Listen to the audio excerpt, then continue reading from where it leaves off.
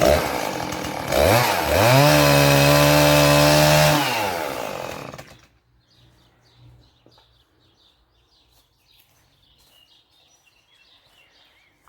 salut, dragi prieteni, și bine ne-am regăsit la un nou videoclip. Ce fac cu aceste scânduri o să vă spun mai târziu, dar momentan să le punem într-o găleată cu apă. Exact cum se vede aici.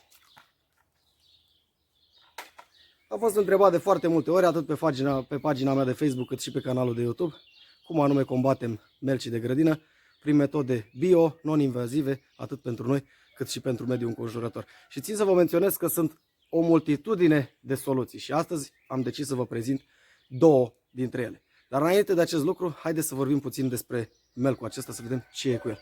Este un dăunător polifag, adică el atacă în general foioasele, atât plantele cât și pomii noștri fructiferi, și se mulțește prin ouă, în general îniernează în sol, pe sub diferite pietre, scânduri și așa mai departe. Să vă spun un secret, melcii urăsc cel mai mult două lucruri, și anume să se înțepe și mai ales lucrurile care se lipesc de ei. Și de aici putem pregăti o substanță, o soluție, un amestec prin care noi putem să-i ținem la depărtare. Dar mai ales melcii, de asemenea, iubesc și ei un anumit lucru. Și iubesc faptul să se ascundă în locuri umede și răcoroase. Și aici, din acest loc, ne va veni o soluție prin care putem să-i combatem. Momentan, să vă arăt ingredientele de care avem nevoie. Melcii urăsc nisipul pentru că se lipește de ei. Ca să nu mai spunem de cenușă, de asemenea. Și mai ales ceva care se înțepe, coș de ouă. Ce se întâmplă? Foarte simplu. Amestecăm aceste trei substanțe. Mărunțim foarte bine cojile de ouă.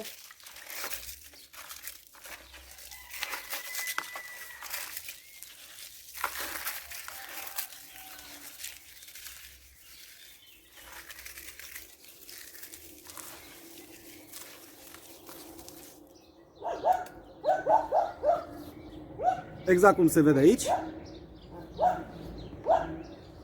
Adăugăm și cenușă.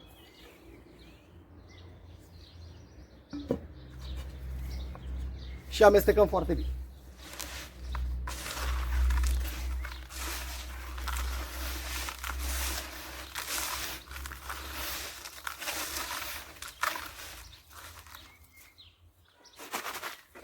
Acesta este rezultatul. Ce am făcut noi aici?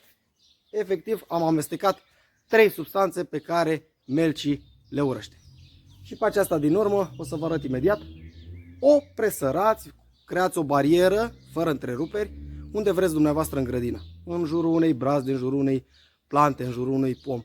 Și melcii cu siguranță nu vor trece de ea. Trebuie să țineți cont că această substanță este utilă atâta timp cât nu se umezește. Dacă aveți o parte de o ploaie torențială, atunci va trebui să reluați procesul.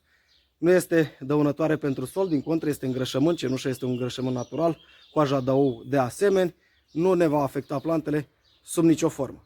Și haideți să vedem cum anume o aplicăm.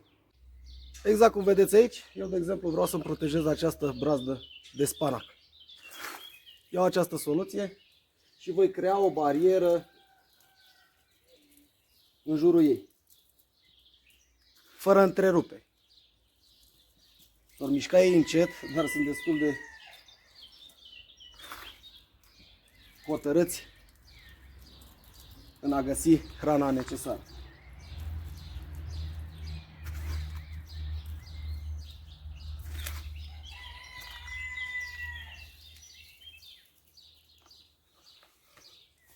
Haideți să vă arăt și dumneavoastră.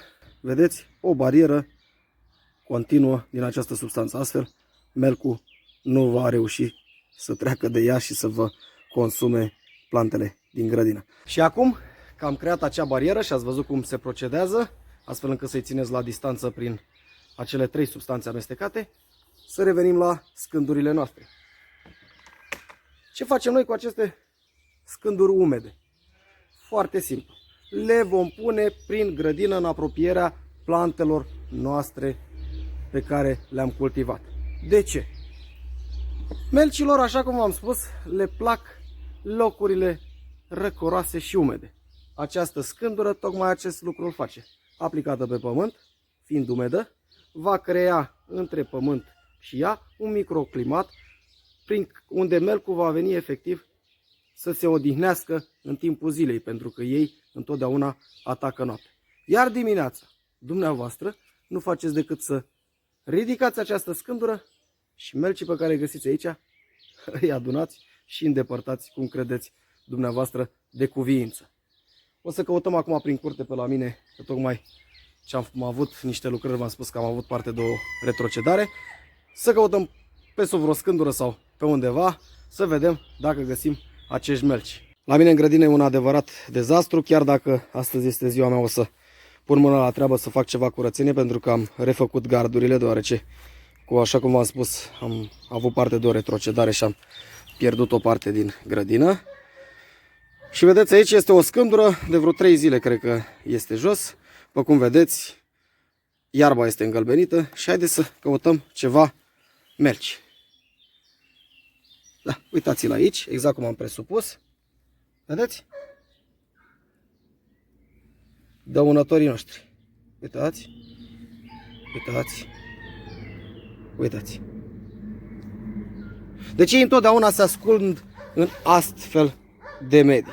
Și acum haideți să vedem cum putem să aplicăm acele scânduri în grădina noastră. Este foarte simplu, aplicați-le în grădină, unde doriți dumneavoastră, la ce distanță doriți dumneavoastră și fiecare dimineață verificați-le pe partea inferioară și cu siguranță, dacă aveți melcii prezenți în grădină, îi veți găsi acolo. Îi culegeți și îndepărtați cum credeți dumneavoastră de cuvință.